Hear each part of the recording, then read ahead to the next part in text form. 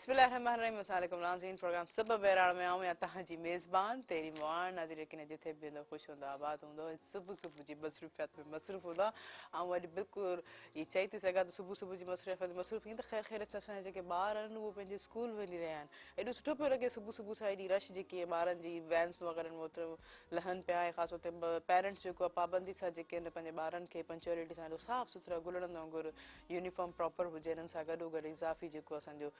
Mask जेको हिकिड़ो wearing extra थी चुको आहे उहो बि हर ॿारनि खे जेको प्रॉपर तरीक़े सां हुयो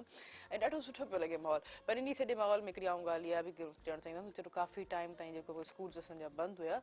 हाणे जीअं स्कूल खुलिया आहिनि त ट्रैफिक इलाही यकीननि सुबुह टाइम ते इलाही रश थी वञे जाम थी वञे त जेके पहिरियों जंहिंखे रफ ड्राइविंग करण जी आदत हुई जेके सुबुह सुबुह जा रोड रस्ता बिल्कुलु ख़ाली मिलनि पिया हाणे उहो थोरो वरी वापसि रिडाइवर थींदा आहिनि त हाणे ख़ैर सां स्कूल खुली विया आहिनि त स्लो ड्राइविंग करणु कट वग़ैरह करणु या पाण जे अंदरि पेशेंट आणणु इलाही ज़रूरी आहे अगरि तव्हांखे कंहिं जॻह ते सवेरे टाइम ते पुॼणो आहे त तव्हां जेको 10-15 मिंट अॻु में जेको तव्हां निकिरो त पंहिंजो टाइम बैलेंस या कंज़्यूम ईअं करे सघो था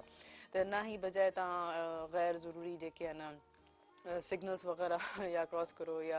रॉन्ग डायरेक्शन में वञो या एतिरी हुजूम वारी जॻह ते या जिते ख़ासि तौर ते ॿारनि जो जेको आहे स्कूल्स में लहनि था करनि था चढ़नि था पेरेंट्स वञनि था किथे किथे जेके हुन पाण जेके मदर्स हूंदियूं आहिनि पंहिंजे ॿारनि खे पंधु वठी ईंदियूं आहिनि स्कूल्स में जेको आहे विहण लाइ त इहे सभु शयुनि जो नंढियूं नंढियूं शयूं आहिनि इनखे ख़्यालु रखंदा करो जेके बि ड्राइवर हज़रात आहिनि ऐं जीअं त नाज़रीन असांजे प्रोग्राम सां ताउन कयो आहे टपाल मेज़बान जेके ॿुधाए रिश्तनि जो मान ऐं सिंधी मेज़बानी और आज भी टपाल मेज़बान चाय है टपाल मेज़बान जेके आहे हिननि जे ताउन सां असांजे प्रोग्राम सभु बहिराण में ढाबो सजियल आहे जिथे अदा सजाद खे आऊं भलीकार कंदमि भलीकार अदा सजाद कीअं आहियो ठीकु आहियो जी टपाल मेज़बान जी बहितरीनु चांहि जेको ठाहे रहिया आहिनि असांखे पीआरींदा ऐं जीअं त नाज़रीन तव्हांजो असांजो जेको साथ बि हूंदो फ़ोन कॉल जे ज़रिए नंबर अनाउंस कंदमि जेको स्क्रीन ते बि ईंदो हूंदो 022102855 डायल करे असांजे प्रोग्राम में ज़रूरु शामिलु थींदा ऐं जीअं त नाज़रीन वापसि एजुकेशन सिस्टम असांजो बहाल थी वियो आहे इलाही ख़ुशी पई थिए ऐं यूनिवर्सिटी में जेके सेमेस्टर वाइज़ या ऑनलाइन जेके हिकिड़ो असांखे हिकिड़ो टास्क मिलियल हुयो जंहिंजो हासिलु करण जो उहो बि ख़ैर ख़ैरियत सां स्टेप बाय स्टेप जेको आहे पंहिंजी रवान दवा आहे इन हवाले सां काफ़ी सारा क्वेश्चन असांखे क्यूरीज़ आहिनि दुनिया सां असांजे प्रोग्राम में हिकिड़े बहितरीनु जेके आहिनि असांजा सिंध यूनिवर्सिटी जा जेके असांजा प्रोफेसर आहिनि ऐं ख़ासि तौर ते मां पाण बि चवंदमि त मुंहिंजा पंहिंजे जेके आहिनि बहितरीनु जेके उस्ताद आहिनि इंग्लिश डिपार्टमेंट जा मूंखे इलाही ख़ुशी थींदी आहे जॾहिं बि उहे असांजे प्रोग्राम में लास्ट टाइम बि आया ऐं ख़ासि तौर ते उहे बि एॾा सुठा जेके रहबर आहिनि गाइड आहिनि स्टूडेंट जेके आहिनि सभु उन्हनि खां इलाही प्यारु कंदा आहिनि ऐं सभु सुठी ॻाल्हि आहे त उन्हनि जी जेकी आहे जनम ॾींहुं हुयो उन्हनि खे उनखे असां बर्थडे बि विश कंदासीं अचो त नाज़रीन उन्हनि जे जनमदिन जी उन्हनि खे वाधायूं ॾेई करे भलीकार कंदासीं डॉक्टर गुलाम अली बरोड़ा साहब सभु खां अॻु में तव्हांखे जनमदिन जी लख लख वाधायूं हुजनि कीअं आहियो ठीकु आहियो वॾी महिरबानी अदी तव्हांजी लख महिरबानियूं सुबुह महिराण असांजो पंहिंजे घर जो प्रोग्राम सम्झंदा आहियूं असांजी सॼी फैमिली सभु भाती घर जा उनखे इंतिहाई प्यार सां पाबो सां सिक सां ॾिसंदा आहिनि ऐं नेचुरली मेज़बान चांहि वारनि जी बि वॾी महिरबानी जेके इन प्रोग्राम खे स्पॉन्सर कनि था ऐं सॼी सिंध जा जेके माण्हू आहिनि ख़ासि तौर ते असांजो जेके भेनरूं आहिनि धीअरूं आहिनि जेके हाउस वाइफ्स आहिनि या जिन खे ॿाहिरि जॉब ते नाहे वञिणो जिन खे सॼो वक़्तु वरी पोइ घर में गुज़ारिणो आहे पंहिंजूं ज़िमेदारियूं निभाइणियूं आहिनि त उहे वरी जॾहिं हिन प्रोग्राम उन्हनि जे लाइ हिकिड़ो इंतिहाई प्यार तफ़रीह जो तमामु वॾो ज़रियो आहे जेको हुननि जी दिलि खे सराही पहुचाए थो ऐं हू ख़ुशि रहनि थियूं ऐं न सिर्फ़ु हुननि जी तफ़रीह जो ज़रियो आहे पर आउं सम्झां थो त जेतिरा प्रोग्राम मां सुबुह महिराण जा ॾिठा आहिनि ऐं जंहिं प्रोग्राम में आउं अॻे भेरे बि शरीक थियोसि त मां सम्झां थो हीअ ॾाढा इंस्ट्रक्टिव प्रोग्राम्स आहिनि विंदुर सां गॾु सिक प्रीत सां गॾु प्यार सां गॾु वक़्तु गुज़ारण सां गॾु ज़िंदगी जा जेके इंतिहाई बारीक नाज़ुक ऐं अहम मौज़ू आहिनि उन्हनि ते जेका तव्हां ॼाण उन्हनि खे मुहैया करियो था जेके अकुल दानिश जूं तजुर्बनि सम्झ जूं शऊर जूं ॻाल्हियूं उन्हनि भेनरुनि ताईं उन्हनि भाउरनि ताईं पुॼनि थियूं यकीन हीउ सॼो असांजो सुबुह पहिरां सॼो टीम वर्क हूंदा ख़ासि तौर ते असांजा डायरेक्टर साहिब हूंदा नए नए मौज़ू ते जेका आहिनि हमेशह ख़ासि तौर ते करंट तालीम खे हमेशह उजागर उन्हनि कयो आहे मेन जेके इशूज़ हूंदा आहिनि उन्हनि ते हमेशह पॉइंट आउट कयो आहे तिन ते हवाले सां अवेयरनेस यकीन मिलंदी रहंदी आहे प्रोग्राम सुबुह महिराण में ऐं ख़ासि तौर ते जीअं तव्हां जहिड़ी शख़्सियत असांजे प्रोग्राम सुबुह महिराण में ईंदियूं आहिनि त उन्हनि जी लाइफ एक्सपीरियंस जे हवाले सां काफ़ी कुझु सिखण खां मिलंदो आहे हिननि मूंखे इलाही ख़ुशी थिए थी हिकु दफ़ो ॿीहर तव्हांखे हैप्पी बर्थडे चवंदमि अलाह तव्हांखे वधाए ऐं तव्हां सां गॾोगॾु जेके आहिनि असां सां हिकिड़ा ॿिया बि महिमान मौजूदु आहिनि उहे पाण जेके आहिनि हिननि जा फ़र्द आहिनि मूंखे इलाही ख़ुशी थिए थी उहे बि अॼु असांजे प्रोग्राम में शामिलु आहिनि ऐं स्टूडेंट जे हिसे सां ख़ासि तौर ते इंग्लिश डिपार्टमेंट जा फाइनल ईयर जा स्टूडेंट अचो त नाज़रीन उन्हनि खे भलीकार कंदासीं सरमद बिलाल तव्हांखे भलीकार कीअं आहियो ठीकु आहियो ठीकु आहे। बिल्कुलु ठीकु ठाक। तव्हांखे कीअं पियो लॻे अॼु अची करे असांजे ख़ासि तौर ते पंहिंजे वाल साहब सां गॾु वेही करे? शुरू में थोरो न्यू लॻंदो हो, पर जीअं त बाबा जन जी महिरबानी जे करे थोरो मुख़्तलिफ़ हंधनि ते वञण जो मौक़ो मिले थो ऐं तव्हांजी इलाही प्यार मोहबत मिले थी ऐं इज़त मिले थी, त ॾाढो सुठो महसूसु करे रहियो आहियां। मूंखे बि इलाही ख़ुशी थिए त अॼु ख़ासि तौर ते ॾिसूं पंहिंजे ॿारनि सां गॾु सिखण को कुझु वकीलनि इलाही मिले थो। इहे वॾी हिकिड़ी बहितरीन तरबियत आहे। अच्छा जज साहब, तव्हांखे आउं पुछणु चाहींदमि त ही आफ्टर जेके आहे कोविड जी सिचुएशन्स खां पोइ हाणे एजुकेशन सिस्टम आहे, ख़ैर ख़ैर असांजे ॿियो ॾींहुं आहे, असांजा ॿार जेके आहिनि गुलण ते ॾाढा तयारु व्यार थी प्रॉपर साफ़ सुथरी यूनिफॉर्म में, कोई शूज़ पॉलिश कंदे नज़र आयो, कोई पंहिंजो बैग चेक कंदे आयो, त कॉपीज़ वग़ैरह पूरी आहिनि, कोई टिफिन ॾींदे असांखे नज़र आयो। कीअं पिया लॻे इहो सॼो जेको माहौल तव्हां ॾिसंदा आहियो स्कूल? हा, अॼु छा आहे त ज़िंदगी जेका आहे उन जा इहे सभई रंग थियनि था। जीअं हिकिड़े गुल में, हिकिड़े बाग़ में सवें हज़ारे रंग थियनि था, ईअं ज़िंदगी जा तमामु घणा रंग थियनि था। ऐं ज़िंदगी तहरुक जो नालो आहे। ज़िंदगी माठाण न आहे, ज़िंदगी बीठल पाणी न आहे, ज़िंदगी वहंदड़ धारा वांगुरु आहे। ज़िंदगी शऊर जो, चुरपुर जो, तहरुक जो, अॻिते वधण जो, हर वक़्तु कंहिं न कंहिं जुस्तजू में, कंहिं तलाश में, कंहिं इल्म जी जुस्तजू में हुजण जो नालो आहे। तव्हां ॾिसो त के माण्हू जंहिं माण्हू खे सभई ॾींहं मोकल आहे, उनजे लाइ मोकल जो तसवर कहिड़ो हूंदो। त हीअ जेका तव्हां हिकिड़ो वॾो रंग जेको हो उहो मिसिंग हो। अॼु सुबुह जो जॾहिं मूं हेॾां आयुसि पिए, त जीअं असां बि कोविड जे करे ज़ाहिर आहे जॾहिं असां ऑनलाइन मोड ऑफ क्लासिस ते हलिया वियासीं, त ऑनलाइन तालीम जो इहो हुयो त असांखे सुबुह जो सवेर उथण जी जेका उहा हिकिड़ी अदरवाइज़ उत्साह हूंदो आहे, या हिकिड़ो कंपल्शन हूंदी आहे, हिकिड़ी प्लेज़ेंट मजबूरी हूंदी आहे, हिकिड़ी सरही आउं चवंदुसि त मजबूरी हूंदी, त हिकिड़ी मजबूरी आहे भई माण्हू खे पंहिंजे वक़्त ते पंहिंजे वर्क प्लेस ते, जीअं तव्हांखे स्टूडियो पुॼणो आहे, मूंखे यूनिवर्सिटी पुॼणो आहे, ॿारनि खे स्कूल पुॼणो हूंदो आहे। ऐं केतिरा ई असांजा भाउर भेनरूं आहिनि, धीअरूं पुट आहिनि, जिन खे पंहिंजे पंहिंजे मुख़्तलिफ़ जेके जंहिं बि पेशे सां हू सलाड़ियल आहिनि, उते उन्हनि खे पुॼणो हूंदो आहे। त उहो सॼो मिसिंग हुयो। रोड वीरान हुआ, वण बि हैरान हुआ, ऐं रोड रस्तनि ते का बि ज़िंदगी जी जेका लगन, ज़िंदगी जी जेका जुस्तजू, जेका ज़िंदगी जी वठ पकड़, जेका ज़िंदगी जो हिकिड़ो बिल्कुलु जीअं मूं चयो न डायनेमिज़म, हिकिड़ो तहरुक हो, उहो मिसिंग हो। त अॼु सुबुह जो जीअं ई असां ड्राइव पे कईसूं, जामछोरे में पंहिंजे घर मां निकितासूं, त हिते हैदराबाद में अव्हांजे स्टूडियो में अव्हांजी दावत ते हाज़िर थियूं, त उन में मूं पंहिंजे पुट सरमद बिलाल खे इहो अहसासु शेयर पे कयो त अॼु काफ़ी वक़्त खां पोइ असां पाण बि सवेर उथिया आहियूं, छो त हूअं अदरवाइज़ असांजो जहिड़ो करे टाइम 11 थी वियो। हालांकि ऑफिशियली टाइम त 11 कोन हो, पर जीअं त असांजा ॿ चार शागिर्द हुआ कोन, असांखे फ़क़ति 2-4 पंहिंजा ऑफिस जा कम उकलाइणा हूंदा हुआ, ऐं पंहिंजो क्लास असां पंहिंजे लैपटॉप ते या सेलफोन जे ज़रिए, एंड्रॉइड जे ज़रिए ऑनलाइन पे वरितो, त उन में उहा ओॾांहुं वञण जी जेका असांखे पाबंदी न हुई। न हुजण जे करे असां जेको उथण जा, जागण जा, सुम्हण जा वक़्त बि उन मामूल जे मुताबिक़ तब्दील थिया उन असर ते। पर अॼु एॾी सुठी तमामु ख़ूबसूरत अहसासु पिए थियो त ॾिसो हर वण टिण पखी पखण, हिन काइनात जा समूरा रंग, जीअं अव्हां जीअं ॾाढो ख़ूबसूरती सां बयानु कयो, त उहे नंढड़ा ॿार, उहे हिकिड़ा फ़रिश्तनि जहिड़ा जंहिंजा डिफरेंट कलर्स जा यूनिफॉर्म्स आहिनि, उन्हनि जी स्कूल जूं वर्दियूं आहिनि, ऐं उन्हनि खे नंढड़ा नंढड़ा डिफरेंट कलर जा टिफिन्स आहिनि, के इंतिहाई ख़ुशि चेहरे सां, कुझु फ़िलहाल कुमाणियल चेहरे सां, वेगानल चेहरे सां, पर हिकु ज़िंदगी जो अदी तहरीम माना हिकिड़ो मुकमल जेके रंग वापसि थिया आहिनि, ज़िंदगी पंहिंजे मामूल ते वापसि थी आहे, ज़िंदगी पंहिंजे तहरुक में वापसि थी आहे। वॾो ख़ाल हुयो जॾहिं ॿार वकील सभु सुठो ई लॻे पियो, जॾहिं ॿार पंहिंजे स्कूल्स में वेंदा आहिनि, टाइम ते पुछनि पिया, बेंच वग़ैरह में रहनि पिया, अजीब सुठो पियो, हर कंहिंजे चेहरे ते फीलिंग सुठियूं हुयूं, त चलो ठीकु आहे, ही शइ त असांजी ज़िंदगी में रंग छा जेके वापसि अची आहे, ॿार पंहिंजी रूटीन में रवां दवा थी आहे। दारा जेको ईअं ई ख़ासि तौर ते केतिरो वरी लॉस बि थिए पियो असांजे तालीम जो। तव्हां छा चवणु चाहींदो, जीअं तव्हांजे हवाले सां तव्हां सां शेयर कई आहे ॻाल्हि, त सुबुह जो सवेर थिए ख़ासि तौर ते स्कूल जे हवाले सां वरी वापसि बिल्कुलु जीअं त हिन मुंहिंजी जेका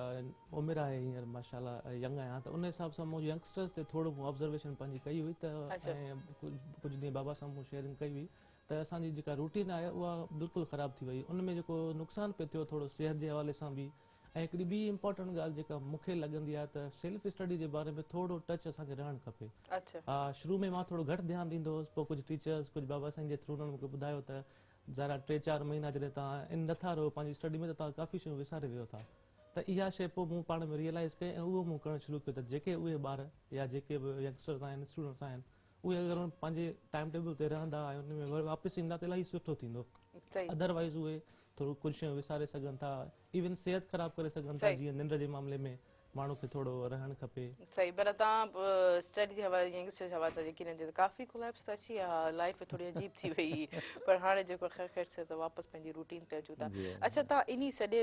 सिनेरियो में जेको बि असांजो कोविड जो सिनेरियो गुज़रियो, उन में तव्हां पर्सनली छा पॉइंट आउट कयो त केतिरा जेके स्टूडेंट एज़ अ प्रोफेसर तव्हां पुछणु चाहींदुमि त केतिरा स्टूडेंट जेके आहिनि सीरियस ऐं नॉन सीरियस ऐं ऑनलाइन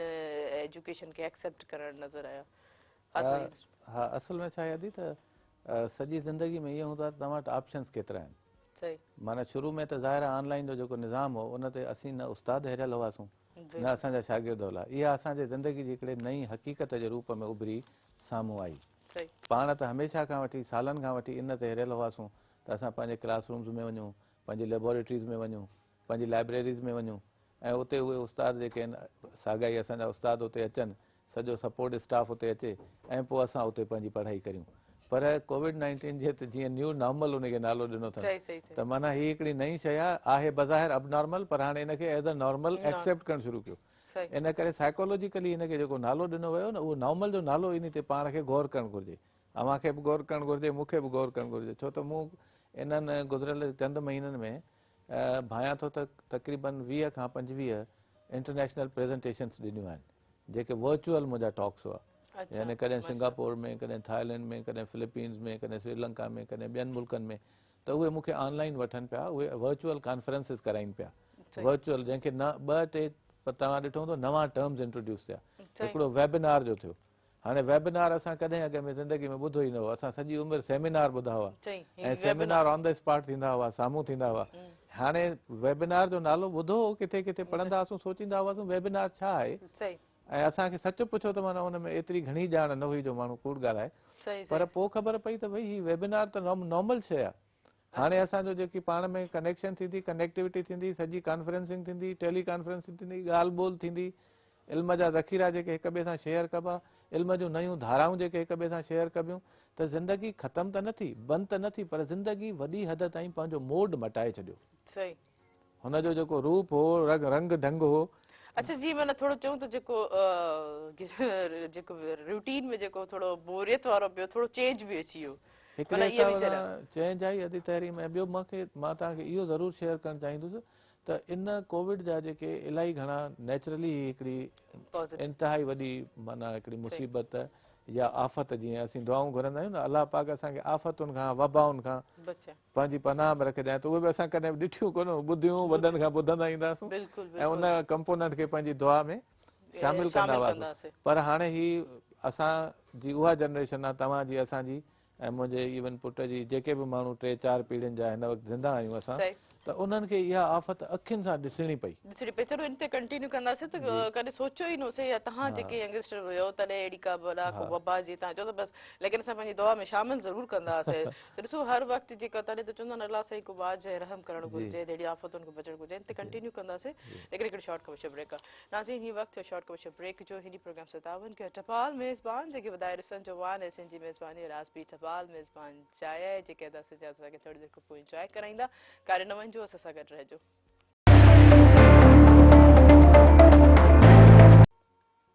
वेलकम बैक नाज़रीन प्रोग्राम से तावन कयो टपाल मेज़बान जेके वधाए रिश्तनि जवान ऐं सिंधी मेज़बानी और आज बि टपाल मेज़बान चाहे जेको हीअं असां सभु इंजॉय पिया कयूं। कीअं लॻी चाहे सर तव्हांखे? तव्हांखे कीअं लॻी चाहे? चांहि तमामु ज़बरदस्त। थैंक यू टपाल। टपाल मेज़बान काफ़ी फ्लेवर जीअं ॿुधाईंदा, टपाल मिक्सचर, टपाल मेज़बान काफ़ी सारा फ्लेवर्स जेके आहिनि अवेलेबल आहिनि। ऐं हिन ते तव्हांजो असांजो साथ बि हूंदो फ़ोन कॉल जे ज़रिए। नंबर अनाउंस कंदमि जेको स्क्रीन ते बि ईंदो हूंदो 022210285 डायल करे प्रोग्राम में ज़रूरु शामिल थींदा। अच्छा सरबत, तव्हां English department final years English छो कयूं? इंग्लिश वालिद साहब जे करे? न वालिद साहब जो बि वॾो हिन में किरदारु आहे। त असल में सिर्फ़ु इंग्लिश न हो, मुंहिंजे घर में थोरो बुक्स सां मुंहिंजो वॾनि भाइरनि खां वठी बाबा खां वठी थोरो माहौल घर में हुयो। पोइ जीअं त थोरो मूं वरी त दुनिया जे हिसाब सां थोरो सोचियुमि त जेकॾहिं इंग्लिश में कंदुमि त मूंखे थोरो इलाही अॼुकल्ह जे हिसाब सां जीअं त मीडिया में जिथे किथे कंप्यूटर में मोबाइल में थोरो फ़ाइदो थींदो, त इन हिसाब सां मूं फ्यूचर नीड्स खे एनालाइज़ करे पोइ इहो डिसीजन कयो त इंग्लिश में मास्टर्स कयां। केतिरे हद ताईं जेको पुरुमीद आहियो या सेटिस्फाई आहियो? मां इलाही सेटिस्फाइड आहियां, छो जो मतिलबु जेको फ़िलहालु हींअर कमु कयो पिए मुख़्तलिफ़ फ़ाइदा मूंखे थियनि पिया। जीअं त थोरो मुआशरे में थोरो इन में ख़बर न आहे हुजणु खपे या न, पर थोरो बैलेंसिंग थींदी आहे त असांखे थोरो वधीक मौक़ो ॾिनो वेंदो आहे। शायदि ज़ाहिरी ॻाल्हि आहे, एनालाइज़ करे जॾहिं माण्हू करे थो उहो कमु त मूंखे ॾाढो फ़ाइदो थियो थी सघे अच्छा, तव्हां छा चओ मौक़ो ॾिनो वेंदो आहे, पर एतिरी ऑप्शन असांखे मिलंदा आहिनि, असांखे पाण खे जेके अपॉर्चुनिटीज़ अवेल करणी पवंदियूं पाण खे करणियूं पवंदियूं आहिनि। इन जे करे न न बिल्कुलु पाण खे ई करणो पवंदो आहे। इन जे करे एनालाइज़ करे त जेका शइ असांखे खपे थी त उहा असां पाण में आणियूं, त जेकॾहिं उहा शायदि न कयां त ज़ाहिरी ॻाल्हि आहे मूंखे थोरो उहो घटि थी वञे, इन जे करे। अच्छा, तव्हांजी माना स्टार्ट खां ई तव्हांजी चओ त तव्हांजे घर में माहौल जीअं तव्हांजे फादर पाण जेके इंग्लिश डिपार्टमेंट में या बुक्स वग़ैरह जे हवाले सां रिलेटेड, माना तव्हां हिकिड़ो एम ठाहे छॾियो, हिकिड़ो ठाहे छॾियो त मूंखे ही सब्जेक्ट करणो आहे, इन ई फील्ड में कंटिन्यू करणो आहे। उहो मूं कॉलेज खां पोइ कयो इंग्लिश जो। पहिरियों छा हुयो? पोइ मूंखे ॾाढो माशाल्लाह सिंधी लिटरेचर इलाही पढ़ियो हुयो। माशाल्लाह मूंखे अमर जलील, साईं अल्ताफ़ शेख, मुख़्तलिफ़ मुंहिंजो घर में सिंधी सां ॾाढो टच रहियो। सही। पर पोइ वरी एनालाइसिस जे हिसाब सां पोइ इंग्लिश में मास्टर्स करण जी कोशिशि कई, पर मतिलबु मुंहिंजो शौक़ु लिटरेचर ई रहियो। अच्छा, पंहिंजी सिंधी ॿोली सां इहो प्यार, इहो चिच हवाले सां केतिरी मदद ताईं या किथां इंस्पायर थियो, कीअं इंट्रस्ट? उन में हिकिड़ा अहम किरदार रहिया। फर्स्ट ऑफ ऑल मुंहिंजा बाबा साईं, पोइ मुंहिंजो भाउ वफ़ा मंसूर। उन मूंखे ॾाढो इन तरफ़ ध्यानु ॾिनो त बुक्स ॾियणु शुरू कया अमर जलील खां। पोइ उहे सभु ॼा मूं कहाणियूं जॾहिं पढ़ियूं ऐं उन खां पोइ मतिलबु जेके सिंधी नॉवेल्स मूं पढ़िया, त पोइ मूंखे थोरो चाह पैदा थियो पंहिंजे लिटरेचर पढ़ण जो, ऐं थोरो पंहिंजी सिंधी ॿोली सां प्यार ऐं मतिलबु धरती सां प्यार। थोरो छो, असांखे त घणो हुजणु घुरिजे पंहिंजी सिंधी ॿोली सां ऐं पंहिंजी धरती सां इलाही घणो प्यार हुजे। तव्हां पाण ॾिसो, सपोज़ तव्हां हाणे इंग्लिश पढ़ो पिया, तव्हां यकीनन नहीं मुंहिंजी ॻाल्हि को एग्री हूंदो त का शइ पहिरियों इंग्लिश में सेंटेंस वेंटेंस लिखण लाइ पहिरियों त पंहिंजी ॿोली में अंदरि सिंधी में सोचंदा हूंदव न त बाबा हीउ जेको आऊं कन्वर्ट की कयां, त पहिरियों त पंहिंजी ॿोली में हिन खे सोचे करे पोइ जेको थोरो मूं चयो असल में हिन में थोरो मक़सदु मुंहिंजे माइंड में ॿियो हो त समटाइम्स छा थींदो आहे त असां थोरो घणी पंहिंजी क़ौम परस्ती में वञी करे ॿियनि क़ौमुनि खां थोरो नफ़रत करणु न नफ़रत त करे। असांजी सिंधी जेकी क़ौम आहे हमेशह जेको आहे प्यार मोहबत निबड़त, कॾहिं बि सिंधी क़ौम कॾहिं बि नफ़रत ऐं बि कंहिं हिसाब सां मैसेज ॾियणु चाहियां थो त हमेशह ईअं असां कॾहिं जेको आहे एॾी असां कॾहिं बि सोच न रखी आहे, न ई कॾहिं जेके आहे सोच न रखंदा आहियूं, कॾहिं बि असां जेको सिंधी माण्हू क़ौम परस्ती न वेंदा आहियूं। तव्हां यकीन तव्हांजे वालिद साहिब हिन खे वधीक बहितर तरीक़े सां बयानु कंदा। जी, तव्हां छा चवणु चाहींदो? असल में छा आहे त पंहिंजी धरती सां प्यार ईमान जो हिसो आहे। जेको असांजो ईमान आहे, हिकु माण्हू जी हैसियत सां, उन ईमान जो इहो हिसो आहे त असांखे पंहिंजी धरती सां, छो त धरती माउ आहे। बिल्कुलु। माउ इन करे आहे त उहा अनाज पैदा करे थी, उहा असांखे पाणी ॾिए थी, उहा असांखे मिनरल्स ॾिए थी, उहा असांखे सुञाणप ॾिए थी, उहा असांखे शऊर ॾिए थी, उहा असांखे इल्मु ॾिए थी, उहा असांखे खाधे जो ज़रियो ॾिए थी, उहा असांखे हवा मुहैया करे थी, उहा असांखे आख़िर जॾहिं मरूं था त पंहिंजी झोल में जॻह ॾिए थी। यानी असीं धरती जा ई पुट आहियूं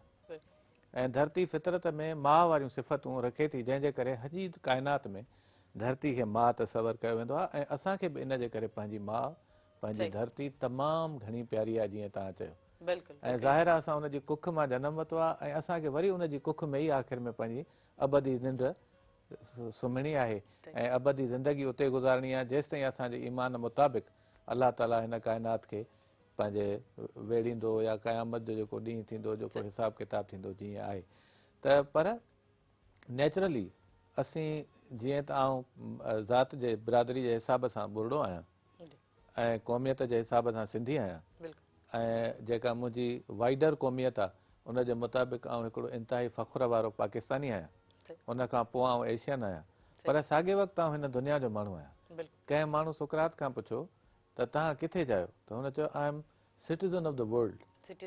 हा, ऐं हिन सॼी काइनात जो शहरी आहियां। हीअ सॼी दुनिया, हीउ सॼो संसार जेको अलाह पाक ख़लक़ियो आहे, उन संसार में मौजूदु जेके बि नायाब अमुल ख़ूबसूरत लकाव आहिनि, वार्ताऊं आहिनि, तजुर्बा आहिनि, शयूं आहिनि, उहे सभु मुंहिंजूं आहिनि। इहा जेका सॼी दुनिया जी ओनरशिप आहे, जीअं हाणे माहौल आहे, माहौल जी का क़ौमियत न थींदी आहे, माहौल जूं जाग्राफाई हदूं बि कोन्हनि।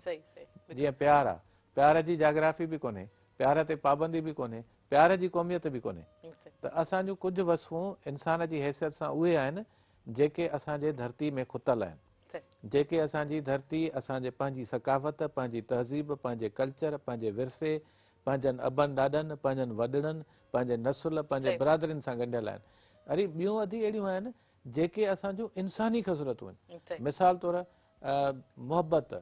प्यार, सिक, प्रीत, बहितर हलणु, माहौल जी निगहदाश्त करणु, माहौल खे संभालणु, हिन सॼी काइनात में इल्म जूं धाराऊं हलाइणु, हिन सॼी काइनात में रोशनियुनि जा मीनार खड़ा करणु, हिन सॼी दुनिया में सॼी दुनिया जे इंसाननि सां प्यार करणु, वण सां, टिण सां, धरती सां, दरिया सां, समुंड सां, सही ओशन सां, पहाड़ुनि सां, चश्मनि सां, गुलनि सां, ॿूटनि सां, कहिड़ी शइ आहे जेका तहरीम हिन दुनिया में सही अहिड़ी न आहे जंहिं ते तव्हां जाग्राफी हदी लॻाए सघो। इहे वरी जेके शयूं आहिनि उहे हिन सॼी काइनात जो गॾियल विरसो आहिनि। ज़रूर मिसाल तौरु आउं जॾहिं अकुल ऐं दानिश जी ॻाल्हि करियां त तव्हां सम्झो था त छा अकुल ऐं दानिश फ़क़ति मूंखे सिंध जी धरती खां हासिल थींदा? सही आउं सुकरात खे न पढ़ंदुसि, सही आउं शोपेनहार खे सही न ॾिसो पढ़ंदुसि? काफ़ी ॻाल्हियूं इहे आहिनि समुदाय थींदियूं इन शइ ते असां जेको जी। अकुल कंदा आहियूं इल्मु अकुल शऊर इंसान अलाह साईं खे छो चयो अलाह साईं चयो त इंसान जेको अशरफत मख़लूक़ात आहे सोच सम्झ अकुल जी सभु शइ असांजी पंहिंजी आहे लेकिन असां जेकी जेतिरी पंहिंजी ॿोली सां पंहिंजे कल्चर सां जेतिरो सघूं ऐं ख़ासि तौर ते जेके असां पाण जी चऊं था त असां इलाही जेके निबड़त आज़ियार आहियूं ऐं इहा नेचुरल जेका साइंटिफिक पॉइंट ऑफ व्यू सां त हवाले सां वञी जेके सिधे जेका का बि शइ अगरि सिखणी हूंदी आहे त असां उन हवाले सां सिखी सघूं था पंहिंजी ॿोली में पियो सिखी सघूं था। अच्छा तव्हां इहो मूंखे ॿुधाईंदा त काफ़ी जेके डिपार्टमेंट्स में हाणे जेके नया नया मुतारिफ़ बि थिया आहिनि कुझु ऑनलाइन सेटअप खां बाद बि कुझु ऑनलाइन सेटअप जे दौरान बि त तव्हां छा था ॾिसो स्टूडेंट कहिड़े इन ऑनलाइन सेटअप में ऑनलाइन एजुकेशन में केतिरो सिखी सघनि था केतिरो सम्झी सघनि था अॻिते जेके न पंहिंजी जॾहिं मास्टर ग्रेजुएशन पास करे वेंदा त केतिरे हद ताईं उन्हनि खे उबूर हासिलु हूंदो इन ते? हा जी, तहरीम असल में इन में हिकिड़ो अजीब क़िस्म जो डायमेंशन आहे जेको शायदि अॼु ॾींहं ताईं कंहिं शेयर न करियो आहे। अच्छा हा, तव्हांजो सुवाल मूंखे उन डायमेंशन ॾे वठी थो वञे ऐं सुकरात चयो आहे त जेको सॼो विज़डम आहे न सवाल में हूंदो आहे, सही जवाब में न हूंदो आहे। सही हा, जॾहिं असां सवाल अहिड़ा कंदा आहियूं न जेके असांखे खोजना करण ते मजबूर कनि, सोचण ते मजबूर कनि, नयूं शयूं दरियाफ़्त करण ते मजबूर कनि, उन जा जवाब ॻोल्हण ते मजबूर कनि। ऐं हिकिड़ो मिंट रुॻो इन सवाल जी अहमियत ते ॻाल्हाईंदुसि। फॉर एग्ज़ाम्पल जॾहिं असां रिसर्च करियूं था,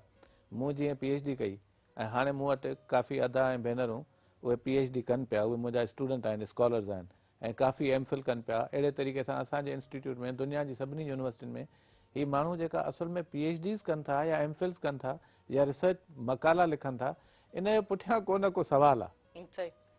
उहे उन जे जवाब में उहा PhD जी थीसिस ठहे थी त हिन सवाल जो जवाबु कहिड़ो आहे। सही त हीउ जेको डायमेंशन तव्हां चओ था त ऑनलाइन में स्टूडेंट्स खे केतिरो फ़ाइदो थिए थो या कहिड़ियूं तकलीफ़ुनि खां गुज़रणो पए थो या उन में चैलेंजिस कहिड़ा आहिनि या उन जा फ़ाइदा एडवांटेजिस कहिड़ा आहिनि, त इहो ॾिसो असांखे हिन जेको टीचर्स जो नसुल आहे, तालीम जो जेको निज़ाम हूंदो आहे उहो हिकिड़ो हर वक़्त जो राब्तो हूंदो आहे उस्ताद ऐं शागिर्द जे विच में। इन करे टीचिंग खे लर्निंग खां अलॻि नथो करे सघिजे, लर्निंग खे टीचिंग खां अलॻि नथो करे सघिजे, टीचर खे लर्नर खां अलॻि नथो करे सघिजे, लर्नर खे टीचर खां अलॻि नथो करे सघिजे। त हीउ जेको इहो जॉइंट पैराडाइम आहे, हिकिड़ो मुश्तरक आहे, सम्झो त रिथा आहे, मनसूबो आहे, कमु आहे, त उन में असां जेके हिन सॼे पाकिस्तान जा टीचर्स आहियूं ऐं सभिनी लेवल्स जा, मिसाल असांजा प्राइमरी उस्ताद साहिबान आहिनि ऐं असांजो उहे भेनरूं आहिनि जेके उते टीचर्स पढ़ाइनि थियूं, वरी सेकेंडरी आहे, वरी हायर सेकेंडरी आहे, वरी कॉलेज आहे, वरी यूनिवर्सिटी आहे, ईअं आहे न थी। त उन्हनि सभिनी खे इन सिख्या जी ॾाढी ज़रूरत आहे। छा त हीउ जेको असांजो नओं नॉर्मल आहे इन में शागिर्दनि खे को मसइलो कोन्हे, शागिर्द विलिंग थी सघनि था, शागिर्द विलिंग हाणे वधीक आहिनि पहिरीं जे मुक़ाबले में, छो त हाणे असां सभु इन सिस्टम खे आहिस्ते आहिस्ते सम्झणु शुरू कयो आहे। ऐं तव्हांखे ॿुधायां, मां जॾहिं दुबई जॉब करणु वियुसि त मूंखे जॾहिं टेलीफोन ते इंटरव्यू पिया कयूं त मूं चयो त मूंखे IT में होशियारु न आहियां, मूंखे ही तव्हांजे दुबई कैंपस में पढ़ाइणो पवंदो सॼो पावर पॉइंट्स ते ऐं मूंखे पावर पॉइंट्स वग़ैरह ठाहिणु कोन ईंदियूं आहिनि। त मूंखे जेका इंटरव्यू करे पई मोहतरमा उन मूंखे चयो त उहो त असां तव्हांखे 2 हफ़्तनि 3 हफ़्तनि में सेखारे छॾींदासूं, तव्हांजो असां नालो ॿुधो आहे, तव्हां ॾाढा क़ाबिल उस्ताद आहियो, त तव्हांजी जे क़ाबिलियत जी जेका ॿिया डायमेंशन असीं चाहियूं था उहे यूज़ थियनि इंटरनेशनल लेवल ते। त मां इहा ज़ोर ॾींदुसि त गवर्नमेंट खे, असांजी सरकार खे, असां उस्तादनि जे लाइ क्रैश कोर्सिस ऑनलाइन कीअं पढ़ाइजे, ऑनलाइन पढ़ाइण जा तरीक़ा कहिड़ा आहिनि, एप्स कहिड़ियूं कहिड़ियूं मौजूदु आहिनि। मां तव्हांखे ॿुधायां पियो त मूं जहिड़ो माण्हू जेके असां थोरा ओल्ड फैशन आहियूं या जेके मूंखां सीनियर आहिनि टीचर अञा उमिरि में ऐं तजुर्बे में, उन्हनि खे ॾाढी ॾुखियाई पई थिए पहिरीं त बाबा हा ज़ूम मीटिंग सेट कीअं कबी आहे, ज़ूम मीटिंग खां पोइ ॿाहिरि कीअं निकिरबो आहे, एग्ज़िट कीअं थिबो आहे, लीव मीटिंग कीअं कबी आहे, ऐं जेकॾहिं विच में को ॿार जेकॾहिं शरारत थो करे उनखे रिमूव कीअं कबो आहे, प्राइवेसी सेटिंग्स कीअं आहिनि, सिक्योरिटी जूं सेटिंग्स कीअं आहिनि। काफ़ी स्टूडेंट्स ही टीचर्स के पोइ गाइड कयो आहे सर हीअं कयो, अहिड़े क्लिक कयो, सर एॾे वञो, हिन बटन खे दॿायो, काफ़ी क्लास जे दौरान बि वरी डिस्टर्बेंस। केॾी सुहिणी ॻाल्हि कई तव्हां, छो त हीउ अहिड़ो टाइम अची वियो जीअं वर्ड्सवर्थ चयो आहे त child is father of man, त जंहिंमें वरी ॿारनि जो जेको मूंखे टियों ॾींहुं लास्ट वीक प्रेज़ेंटेशन पे ॾिनी त 21 इहो उते थाईलैंड में हिकिड़ी इंटरनेशनल कॉन्फ्रेंस हुई जंहिंमें मूंखे वर्चुअल पंहिंजी प्रेज़ेंटेशन ॾियणी हुई, की नोट स्पीकर हुसां। त त उन में मूं इहो पियो चयो त अॼु जो जेको असांजो शागिर्द आहे उहो असां खां वधीक ॼाणे थो, इंफॉर्मेशन हुन वटि असां खां वधीक आहे, ऐं हू इंटरकल्चरल अंडरस्टैंडिंग हुन वटि वधी आहे, माना जेका बाहमी सकाफ़तुनि जी। तव्हां ॾिसो इंटरनेट जो असांखे इहो फ़ाइदो थियो आहे, वर्चुअल जेका ऑनलाइन एजुकेशन आहे उन में मां जेका कॉन्फ्रेंस अटेंड कयां थो उन में सुबुह बि उन वक़्तु थो थिए, शाम बि उन वक़्तु आहे। मास्को में शाम आहे, मूं वटि सुबुह जा 6 थिया आहिनि। थाईलैंड में जिते कॉन्फ्रेंस जेका होस्ट थिए पई मेज़बानी उते 9 थिया आहिनि, फिलीपींस में 10 थिया आहिनि। टाइम ज़ोन्स माना तव्हां छा चवंदा त माने कंटिन्यूअसली असांजो ऑनलाइन एजुकेशन हुजे? अॼु हाणे छा थींदो त असां चाहियूं या न चाहियूं हाणे इहो असांजी ज़िंदगी जो हिसो थी वेंदो। ॾिसो इन खां पहिरीं असां घबरायल हुआसीं,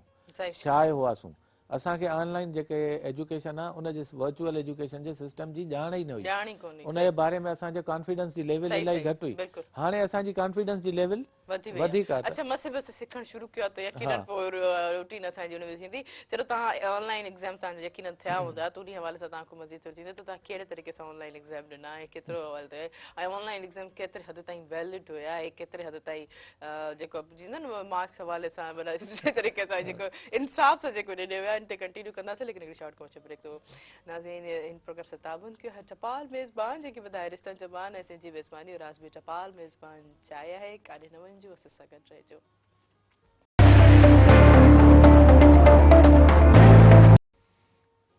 वेलकम बैक नाज़रीन प्रोग्राम से ताबन कयो टपाल मेज़बान जेके ॿुधाए रिश्तनि जबान ऐं सिंधी मेज़बानी और आज भी टपाल मेज़बान चाहे है। तव्हांजो साथ बि हूंदो फ़ोन कॉल जे ज़रिए, नंबर अनाउंस कंदुमि जेको स्क्रीन ते बि ईंदो हूंदो 022210285 डायल करे असांजे प्रोग्राम में ज़रूरु शामिल थींदा। ॾिसो अॼु असांजे प्रोग्राम में सिंधी यूनिवर्सिटी जा प्रोफेसर शामिल आहिनि, उन सां गॾु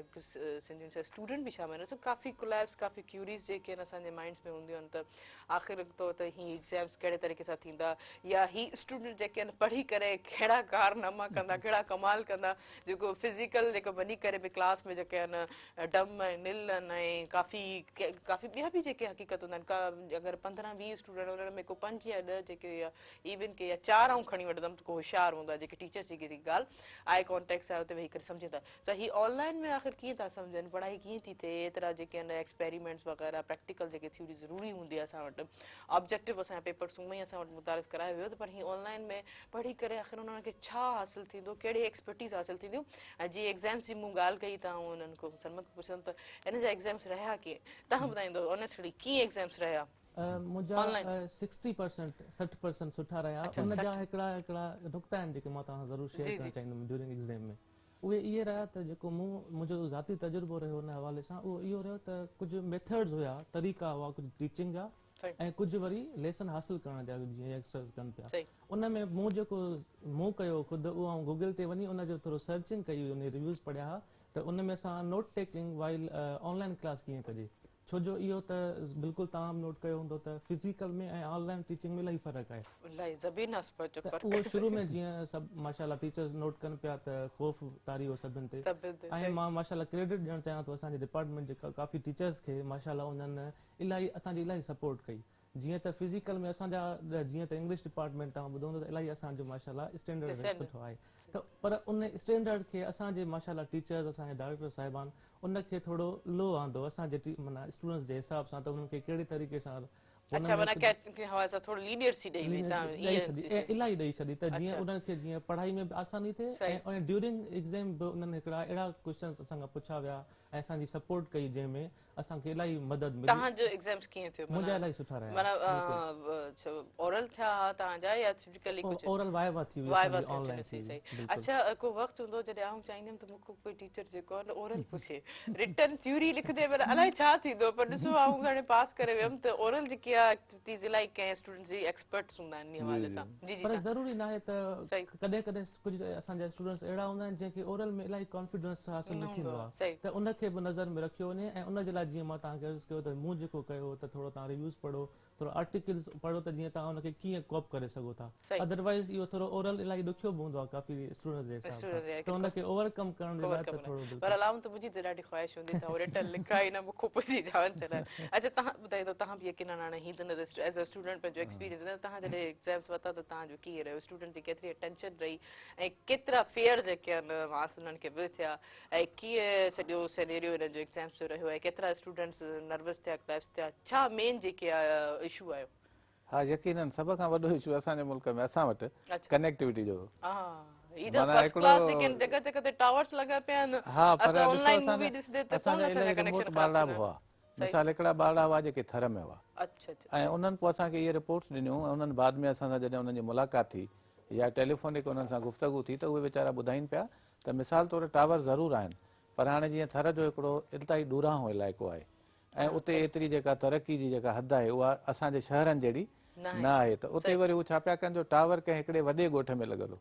त हाणे उनजे भर पासे में समय ॿिया नंढा नंढा 30-40 ॻोठ हुआ जंहिं ते उन टावर जी जेका रीच हुई उहा न हुई त उहे वरी छा पिया कनि जो उतां जूं नियाणियूं उतां जा उहे असांजा भाउर स्टूडेंट्स बच्चा असांजा उहे वरी पंधु करे ऐं वरी उन ॻोठ जे वेझो अचनि पिया जिते हुननि खे सिग्नल्स मिली सघनि ऐं उहे उते वरी वीचारा वेट पिया कनि ऐं पोइ तव्हांखे त तहरीम ख़बर आहे त कॾहिं मौसम सदाईं महिरबानी न हूंदी आहे कॾहिं गर्मी कॾहिं बरसाति कॾहिं झुड़ कॾहिं हवाऊं कॾहिं खुश्की बहरहाल उहे ॿारड़ा वीचारा वरी पंधु करे उन सेंट्रल पॉइंट ते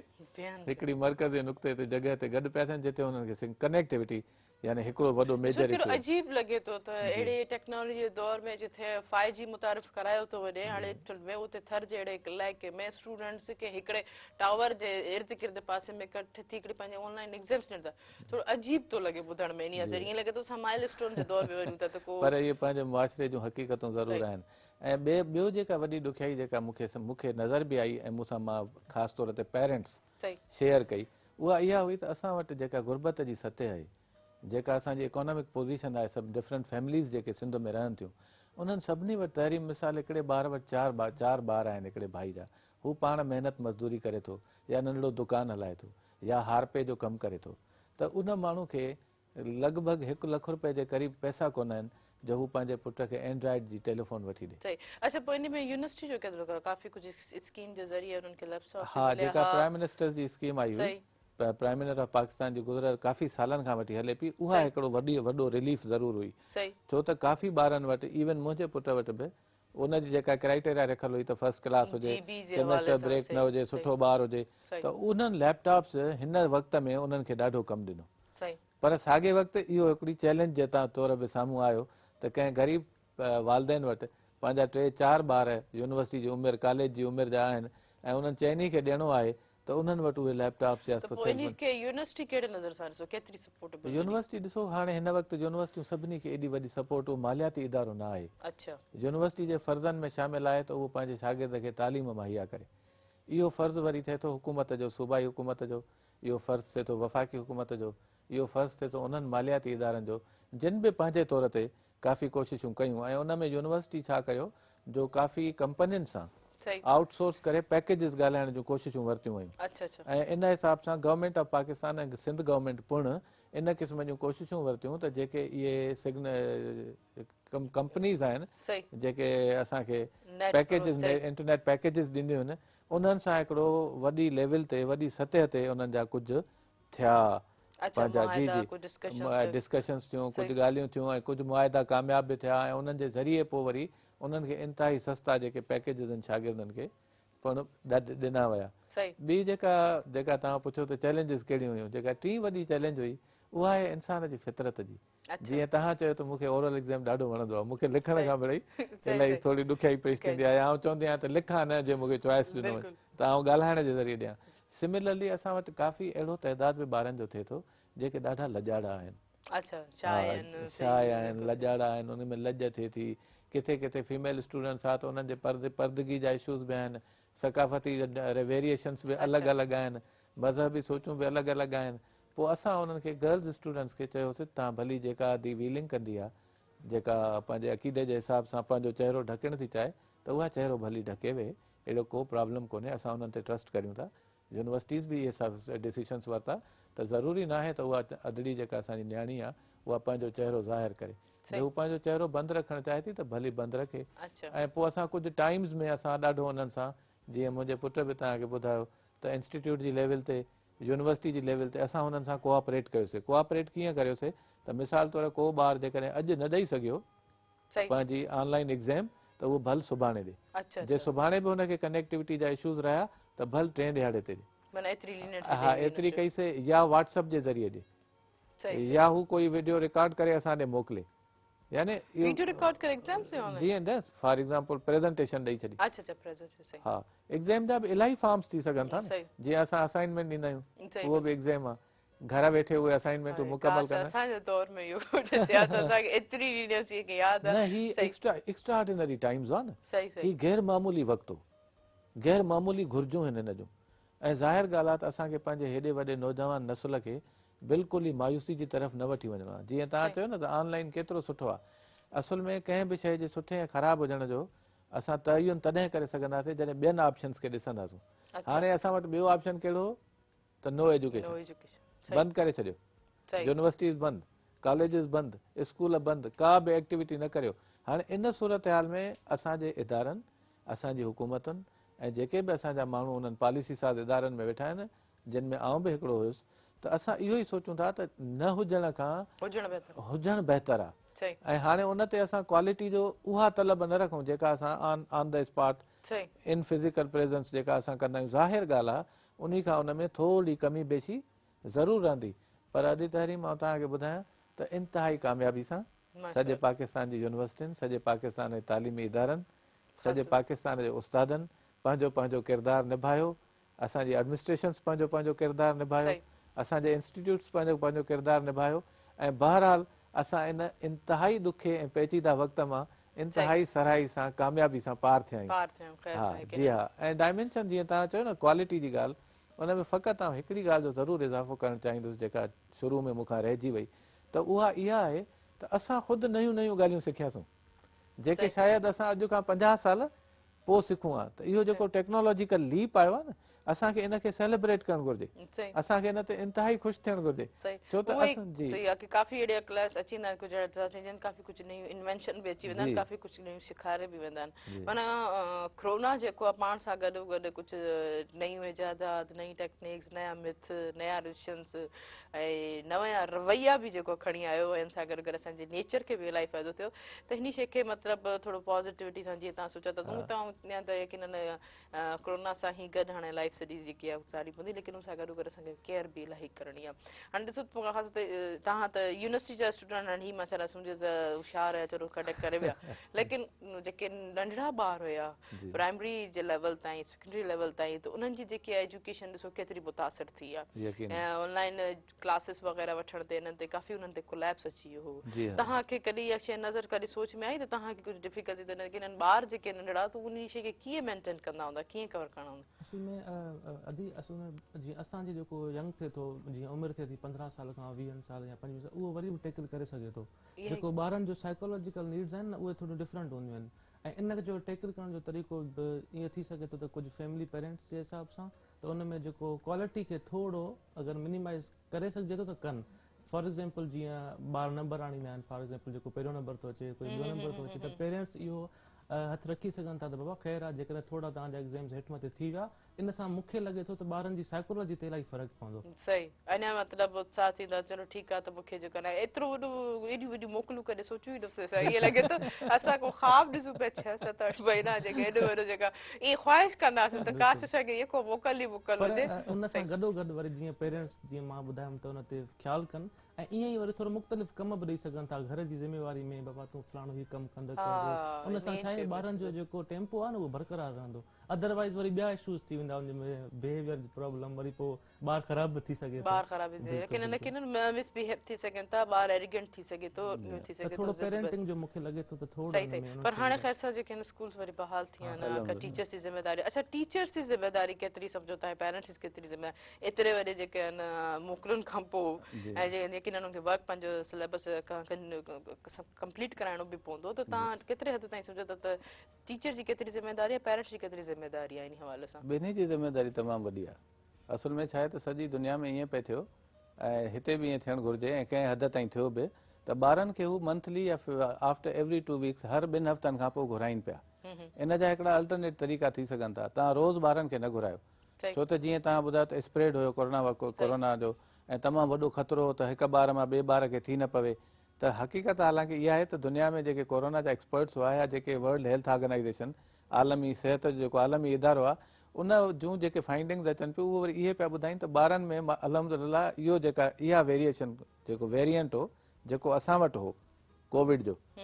उहो वेरिएंट ॿारनि खे घटि पकड़ पियो करे, जॾहिं त अडल्ट्स खे वधीक पकड़ पियो करे। पर जीअं त ॿार ज़ाहिर ॻाल्हि आहे अडल्ट्स जेतिरो पंहिंजो ख़्याल बि नथा रखी सघनि, हू फितरतनि ॿार आहिनि, हुननि खे केतिरो बि मना कजे, हुननि जी एतिरी शऊरी उमिरि कोन्हे वीचारनि जी जो हू हिक ॿिए खां सोशल डिस्टेंसिस रखी सघनि, समाजी विथी ते रहनि, हिक ॿिए खां परे रहनि। हू त ॿार हिकिड़ा मासूम बादशाह फ़रिश्ता हूंदा आहिनि, हुननि खे कुझु सेकेंड्स में इहा ॻाल्हि विसरी वेंदी त कोरोना बि आयो, गॾु खेॾणु शुरू कंदा। त नेचुरली हुननि जो कॉन्टेक्ट खे कंट्रोल करणु ॾाढो ॾुखियो हो। पर हर 2 हफ़्तनि खां पोइ स्कूल्स में ॿारनि खे घुराइनि पिया, उन्हनि खे वरी कुझु होमवर्क ॾियनि पिया, वरी गुज़िरियल 15 ॾींहंनि जो ॾिनल जेको होमवर्क आहे उनखे हू थोरो चेक कनि पिया, रिवाइज़ कनि पिया, चेक कनि पिया, उनजे वरी हिसाब सां उन्हनि खे एडवाइस ॾियनि पिया ॿारनि खे। ऐं पेरेंट्स वरी इहो थियो जेको मुंहिंजी नुंहुं करे पई घर में, मूं ॾिठो, हा जेको आउं करियां पोइ तव्हां सां उहो ॾाढो तजुर्बो सुठो आहे शेयर करण जो। त ॿारनि खे असां इहो पिया चऊं, पंहिंजो मुंहिंजो पोटियूं आहिनि 2 जेके स्कूल गोइंग आहिनि, हिकिड़ी शुरू में वेंदी हुई, उहा क्लास 2 में आहे, ऐं जेका हाणे वई आहे उहा माज़रत सां ब्रेक वठंदमि, वो कंटिन्यू कंदमि। नाज़रीन ही वक्त शॉर्ट कमर्शियल ब्रेक ऐं न्यूज़ ब्रेक जो, ऐं हिन प्रोग्राम सां तावन कयो टपाल मेज़बान जेके ॿुधाए रिश्तनि जो मान ऐं सिंधी मेज़बानी राज़ बि टपाल मेज़बान चाहे आहे, काॾे न वञिजो, असां सां गॾु रहिजो।